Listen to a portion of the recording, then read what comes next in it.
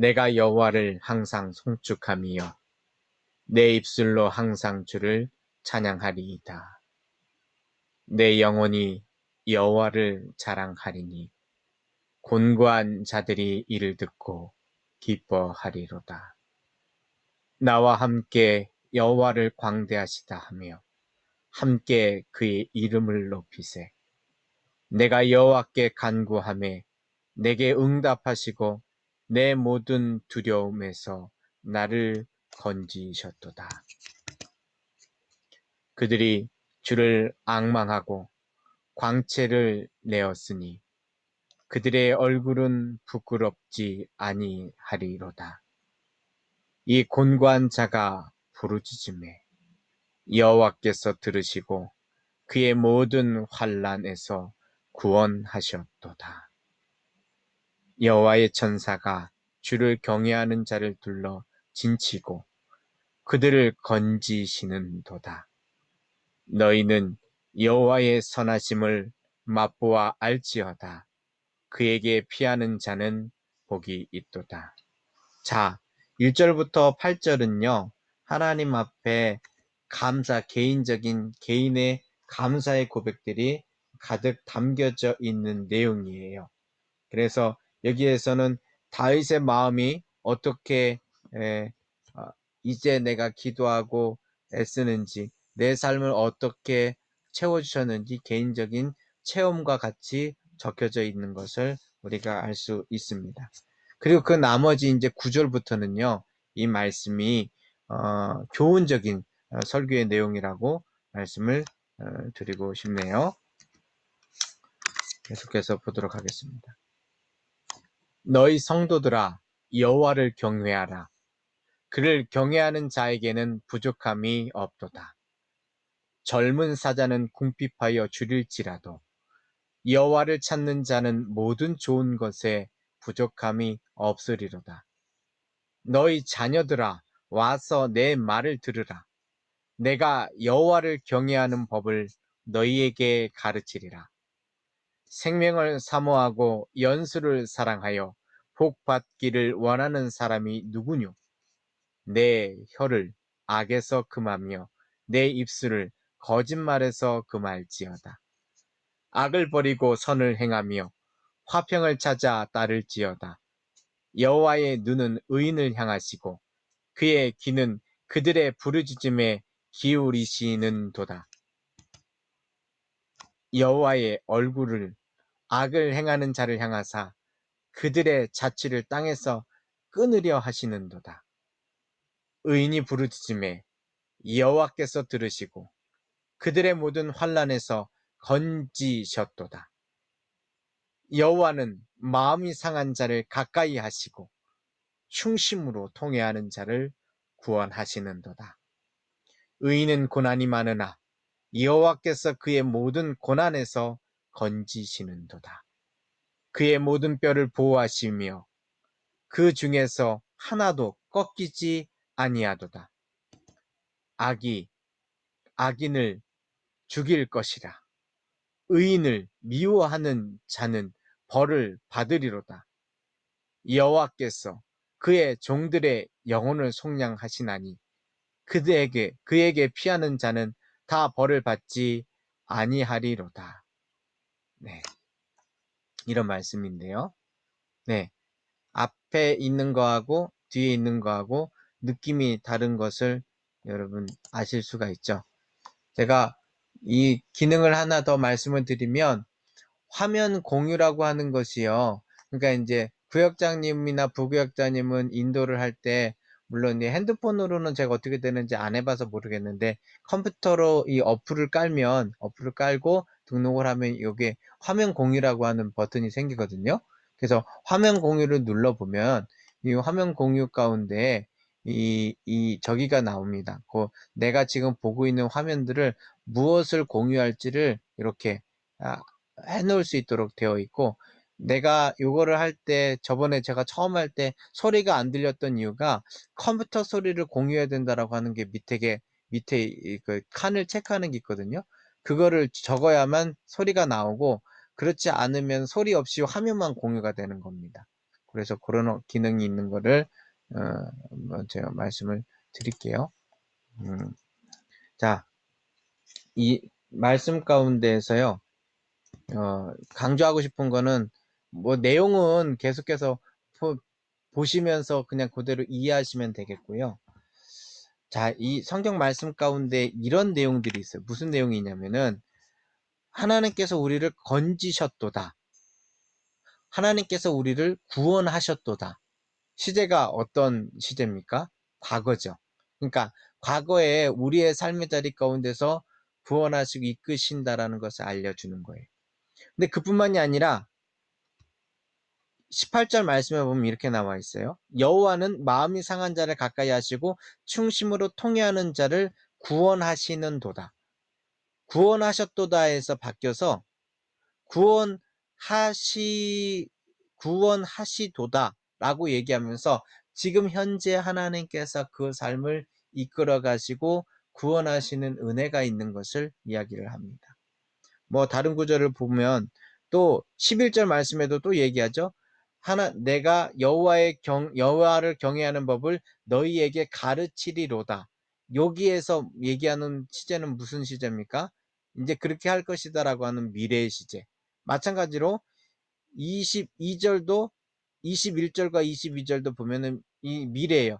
받으리로다, 받지 아니하리로다. 벌을 받으리로다, 벌을 받지 아니하리로다. 그러니까 우리가 성경 말씀을 읽으면서 좀 착각하면 안 되는 게 하나님이 마치 악인을 벌 주기 위하여서 이 말씀을 하시는 것으로 생각을 하는데 결국 악인을 벌 주리로다라고 얘기하는 것은 실제적으로는 벌 주는 데에 초점이 맞춰져 있는 게 아니라 하나님이 정말 하고 싶으신 것, 그건 뭡니까? 하나님의 자녀로 부르셔서 우리의 삶의 자리 가운데 은혜를 베풀기를 원하시고 벌이 아닌 복을 주시기를 원하시는 거잖아요. 그래서 우리가 사실은 이 말씀을 보면서 너 이거 잘못하면 이번에 몇 매야? 뭐 저기 얘기하는 게 사실은 매를 정말로 때리기 위해서 하는 엄마 아빠가 어디 있어요. 그렇게 혹시 잘못을 하더라도 체벌하고 하는 것은 하고 싶지 않거든요. 그래서 안 하려는 마음이 더 많거든요. 우리 하나님이라고 안 그러실까요? 하나님도 사실은 그러세요. 우리가 그것을 좀 악용을 해서 문제가 되는 건데 결국은 하나님께서는 벌 주리로다라고 얘기하면 그것은 벌을 줄 것을 얘기하고 싶은 것이 하나님의 마음이 아니라 그 벌이 내리지 않도록 하나님께서 은혜를 주실 것이다, 구원하실 것이다라고 하는 것이 먼저 하나님의 마음인 것을 우리는 이제 알고 있잖아요. 그래서 21절 말씀에 벌을 받지 아니하리로다는 것은 말 그대로 우리의 삶 가운데서 하나님께서 우리의 종들을 속량하셨기 때문에 우리들의 어떠한 잘못과 연약한 자리 가운데서 벌을 받지 아니하리로다라고 하는 말의 진짜 의미는 그의 종들의 영혼을 속량하셨으니 22절 얘기하는 겁니다. 그의 종들의 영혼을 속량하셨으니 그에게 가는 자에게 주께서 구원하시리로다. 그러니까 구원이 지금도 구원하시고 어제도 구원하셨고 오늘도 구원하시고 앞으로도 구원하시겠다라고 하는 의미가 담겨져 있는 걸 보면서 아까 제가 처음에 말씀드렸던 신앙이 어제부터 오늘과 내일로 이어져 가는 연속의 자리인 것을 얘기하는 거죠. 자, 오늘 이 시편의 내용이요. 다시 배경을 말씀을 드리는데 미친 척 하다가 있는 그 다윗이요. 내가 어제 미친 척 했던 사람도 나이고 오늘 다시 정상으로 돌아와서 예배를 드린 사람도 나이고 앞으로 하나님 앞에 더 큰 신앙의 경륜을 쫓아서 기도할 사람도 나이고 또 한 가지를 더 말씀을 드리면 내 앞으로 자리 가운데서 여기에서 죄를 범하려고 굳이 노력을 하지 않아도 죄 가운데 쉽게 농락당하고 죄 가운데 빠져들잖아요. 결국은 뭐냐면은 앞으로 죄를 질 사람도 나이거든요. 그런데 하나님이 나를 보실 때 하나님의 시각은요. 다윗이 깨달은 건 뭐냐면 어제의 나나 오늘의 나나 내일의 나나 한꺼번에 다 같이 보고 계시다라는 거예요. 그런데 하나님께서는 그 한꺼번에 보고 계시면서 우리의 과거에 대해서는 우리의 자존감과 우리의 삶을 채워주시기 위하여 과거의 죄는 기억하지 않으신다고 표현하시거든요. 어떻게 하나님께서 기억이 안 하실 수가 있겠어요? 그것 때문에 예수님께서 십자가를 지셨는데 우리의 과거 죄가 어떻게 기억하지 않으실 수 있겠어요? 그런데 주님께서 그렇게 말씀하시는 가장 큰 이유는 무엇이냐면 우리의 삶을 통틀어서 주님께서 받아주시지만 그 받아주시는 삶의 자리 가운데서 가장 좋고 가장 아름답고 가장 온전한 것만 기억하고 기다려주시는 주님이라는 것을 아는 거죠. 그러니까 다윗이 어떻게 자존감을 회복했느냐라고 얘기하면 과거의 상처 가운데에서 과거의 그 깊은 타락 가운데에서 또 거기에만 빠져 있으면 그는 절대로 사단이 그를 공격할 때 거기에 함몰됐을 거예요. 그렇죠? 아, 내가 그때 너무 부끄러웠는데. 아, 그때 내가 꼭 그렇게 했어야 내 목숨을 구할 수 있었을까? 그런데 그의 마음 가운데 하나님의 시각으로 자기를 볼 수 있었던 거예요. 하나님의 시각으로 나를 보니까 어떠한 일이 발생하냐면 이렇게 얘기하는 거죠. 1절 말씀에 있는 것처럼 내가 여호와를 항상 송축하며 라고 얘기할 수 있는 거예요. 여호와를 항상 송축하며. 사실은 본인의 삶의 자리 가운데 미친 척 할 때는 사실은 하나님을 송축한 건가요? 내가 피하고 싶고 이것만큼은 실질적으로 안 하고 싶었던 일이잖아요. 그런데도 그 입술에서 고백을 하는 게 하나님을 항상 송축한다라고 얘기하는 거는 다른 말로 표현을 하면 내가 하나님이 없었으면 내 삶 가운데서 그 미친 척 하는 순간에 하나님이 그 자리를 지켜보시고 나를 회복시키지 않으셨으면 내가 어떻게 주님을 다시금 찬양할 수 있습니까? 내가 주님을 어떻게 항상 송축할 수 있겠습니까? 그때도 나를 지켜보시는 하나님의 손길이 있으셨던 것 아닙니까? 라고 기대하면서 나오는 것이죠. 그러니까 마음이 회복된 거예요. 그러니까 사실 제가 오늘 이 시를 고른 이유가 있어요. 왜 이 시를 고르냐면 가만히 생각을 해보니까 제가 보통 이제 그래도 우리 저기 오늘 참석 안 하신 참석 안 하신 우리 일 갖고 계신 구역장님들 그나마 좀 나아요. 뭐 물론 더 힘드실 수도 있겠지만 그 아빠들은 그래도 나았다고요. 무슨 얘기냐면 가서 직장이라도 가가지고 내가 할 일이라도 있는 사람은 나은데 제가 1년 동안 우리 구역 식구들 가만히 보니까 다들 어떻게 안 미치고 견디셨대요. 대단하십니다. 정말이에요. 제가 언뜻 또 얘기 들어보니까 뭐 이번 저기에 아빠들은 뭐 어떻게 하더라도 또 시간 돼서 또 어때요? 뭐 시댁도 다녀오신 분도 뭐 있으신 것 같고 그런데 아니 어떻게 그 힘든 시간을 버티시고 이끄셨대요. 그래서 정말 미칠 것 같은 정말 우울해가지고 또 답답해 힘들 것 같은 그런 상황 가운데서 이제 구역에 모임을 하실 것 같은데 어떤 얘기가 가장 위로가 될까? 어떻게 세워질까? 사실 혹시 그런 생각 한 번씩 하지 않으세요? 애들한테 막 큰 소리 내다가도 원래 이거 내 모습이 아닌데 어쩌다가 내가 이렇게 싸나워졌지? 막 이런 말씀, 마음 생각 들지 않으세요? 그런 한 분 한 분의 우리 여전도의 한 분 한 분 식구들 가운데 다윗이 그가 미칠 수밖에 없었던 그 상황 가운데서 하나님께서 건지셨듯이 우리의 인생도 우리 가정주부의 인생도 살림을 사는 우리의 모습도 지금 이 코로나 상황 가운데서 뭐 상황이야 스스로만 알지만 어려운 것을 극복하게 하시는 게 주님의 은혜로서만 있을 수밖에 없다라는 것을 알아서 그래서 이 말씀을 한번 적어봤어요. 자, 좀 요약을 해서 좀 이야기를 드릴게요. 안에 있는 내용을 다 다루기가 어려우니까 세 가지 요점을 말씀드릴게요. 첫 번째, 우리 인간의 만족은 사람의 만족은 돈과 재물과 건강과 삶의 어떠한 내 성취에 있는 것이 아니라 인간의 만족은 하나님으로부터 온다. 하나님으로부터 온다. 오늘 1절부터 22절에 전체적으로 이야기하려고 하는 패턴이 그러합니다. 하나님으로부터 우리의 만족이 온다. 라는 것을 말씀을 드려요. 두 번째, 사실 이게 결론이기도 한데, 두 번째, 그러면 하나님으로부터 오니까 우리는 하나님의 백성이잖아요. 그럼 하나님의 백성은 뭘 해야 되냐? 당연히 다른 솔로몬의 기도에서 나와 있는 것처럼 하나님의 백성은 11절에 있는 대로 하나님을 경외하는 사람들이다. 하나님을 경외하는 사람들. 그래서 11절에 뭐라고 얘기하냐면 너희 자녀들아 와서 내 말을 들으라. 내가 여호와를 경외하는 법을 너희에게 가르치리로다 라고 얘기하거든요.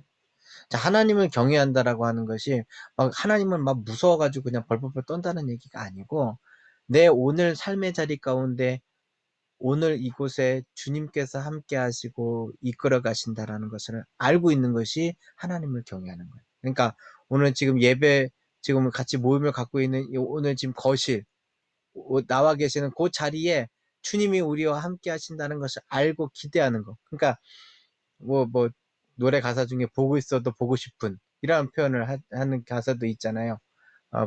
봐도 또 보고 싶다라고 표현을 하는데 그 얘기는 뭐냐면 하나님을 경외한다라는 거하고 조금 비슷하게 얘기할 수 있어요.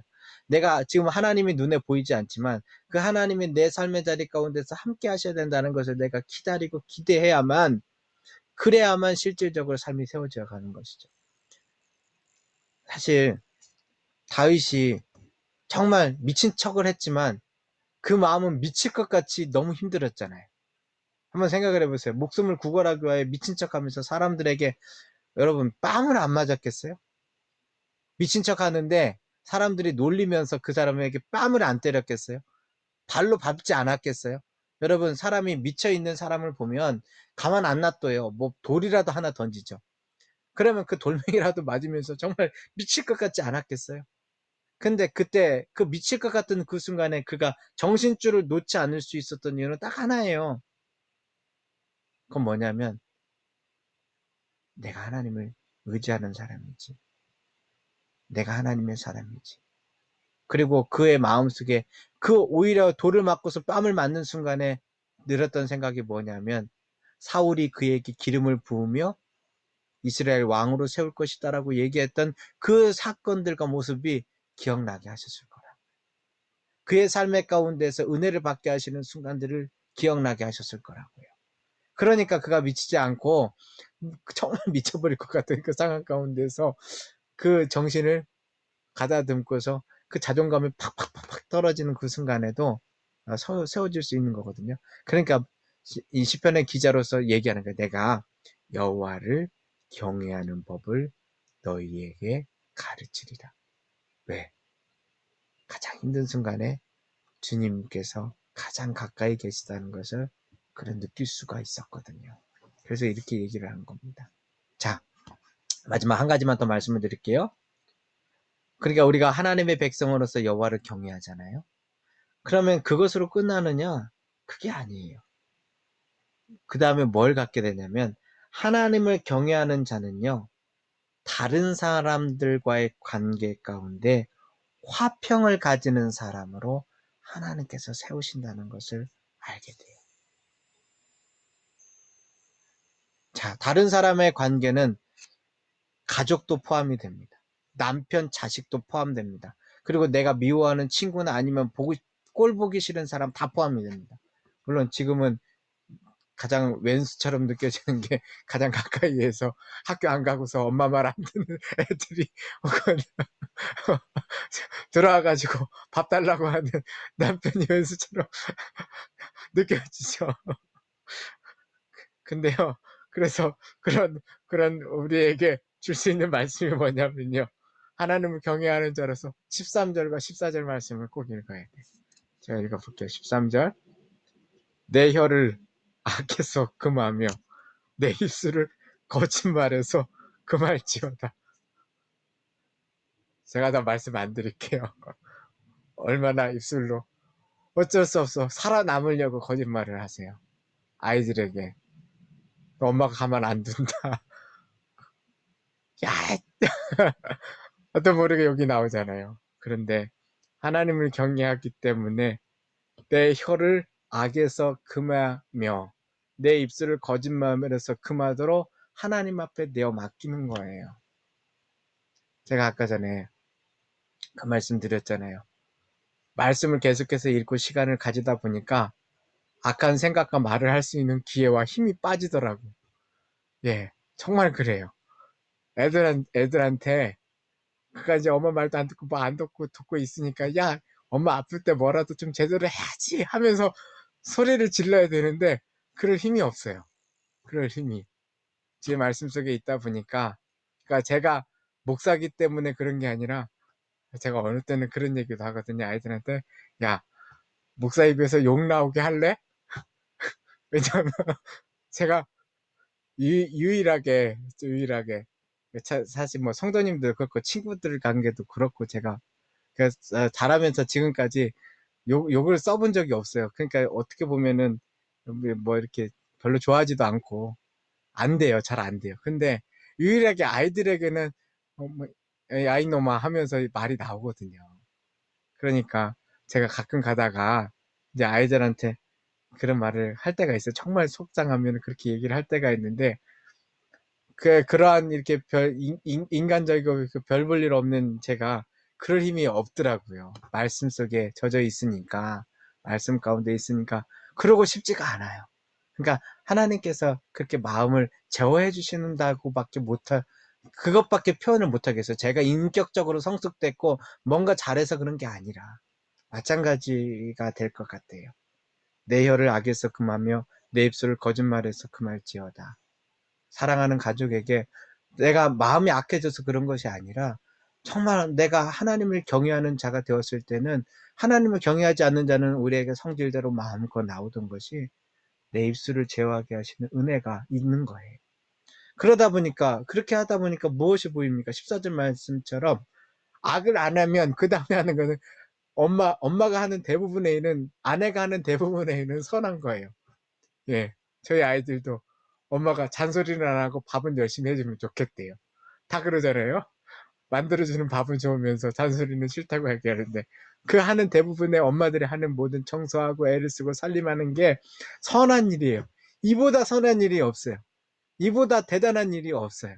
나는 별것 아니고 맨날 똑같은 일상으로 반복하는 거지만 이보다 대단한 일이 없는 거거든요. 그래서 사실 내가 찬성하고 기도하는 시간을 빼놓더라도 일상에 있는 살림 주부로서 하는 이 모든 일이요. 내가 정말로 내가 골탕 먹이려고 마음 가지고서 하지 않는 거라면 내 입술의 자리만 제거해 버리면 그 악의 자리만 제거해 버리면 그 다음에는 선을 행할 수밖에 없어요. 그래서 그 선을 행하고 그 자리에 있으면은 사실은 중심이 누굽니까? 그 하나님을 경외하는 사람이 다른 사람과 화평하게 만드는 걸 수밖에 없거든요. 그래서 얘기하는 거예요. 화평을 찾아 따를지어다. 네. 엄마가 평안하면 가정이 삽니다. 물론 아빠가 잘해야 되는 거 맞습니다만, 네. 집안의 분위기는 이 한국 사회 속에서, 네. 어쩔 수 없어요. 엄마가 주님 앞에 은혜에 처져 계시면 아이들에게 물론 아이들에게 막 잔소리를 하려다 하다가도 어느 순간에가 그냥 피식 웃게 되고 어느 순간에가 애들이 자꾸만 맨날 똑같이 그렇게 잘못하는 게 그냥 주님이 주신 마음이 내 마음에 자리 잡히게 되면은 아이들이 가엾기도 하고 제가 참 은혜를 입었던 게 뭐냐면 애들이 뭔가 화를 내고 막 저기 집단에는 뭔가 하면서 막 아빠가 화를 내야 되는 순간인데 그 모습이 왜 그렇게 귀여워 보이는지요. 정말 귀여운 모습이 아니라 실질적으로는 굉장히 화가 나는 순간인데 그 아이의 그 잘못하고 행동하는 모습이 너무 귀여운 거예요. 너무 귀여워가지고 내 마음속에 화는 사라지고 이 아이에게 아빠가 해야 되는 좋은 말이나 아니면 사실은 가장 아빠가 해야 되는 자리는 뭐냐면 인내의 자리죠. 부모가 모두 대부분의 부모가 그러하듯이 내가 인내하는데 내가 안 죽겠더라고요. 그런 마음들이 있었던 것을 봅니다. 제가 다시 한번 요약을 하면은 오늘 10편 24편 가운데에서는 10편 34편 가운데에서는 우리의 만족은 하나님께로 온다. 두 번째, 우리는 하나님의 백성으로서 여호와를 경외하는 사람들이다. 그리고 그 여호와를 경외하는 사람이 세 번째, 다른 사람과의 관계에서 화평을 가지는 사람으로 세움을 입었다라고 하는 것이 오늘 말씀에 있는 전체적인 내용들입니다.